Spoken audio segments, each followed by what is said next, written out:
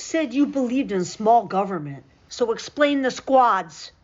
You said you believed in states' rights, so explain the federal agents. You said you believed in law and order, so explain the lack of warrants, the skipped due process, the silence when citizens are seized, searched, and shuffled away without charge. You wrapped your trucks in the Constitution, you quoted it, you fetishized it, but you never finished reading it. Because if you had, you'd recognize the Fourth Amendment when homes are entered without cause. You'd recognize the First when speech you don't like is chilled. You'd recognize the Fifth when liberty is taken without trial. You'd recognize the 10th when Washington decides everything for you. You said immigration wasn't about cruelty. You said you just wanted them to do it the right way.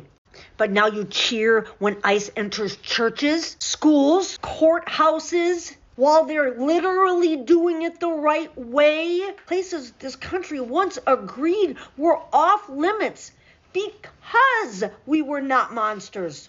Safe havens are gone, and so is the pretense. You said you cared about the economy. Wages stall, jobs vanish, and suddenly it doesn't matter as long as someone else suffers first. You said you believed in freedom, but what you meant was freedom for me, force for thee. And the evangelicals? Jesus preached humility, mercy, and care for the stranger. What you preach is spectacle, mega church money, power without principle, faith without follow through. This isn't conservatism.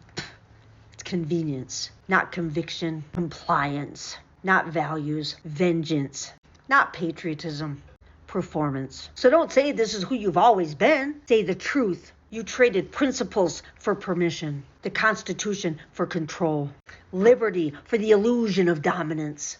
And one day, when the knock isn't for them, you'll finally understand what you applauded. But by then, you won't have an amendment left to quote.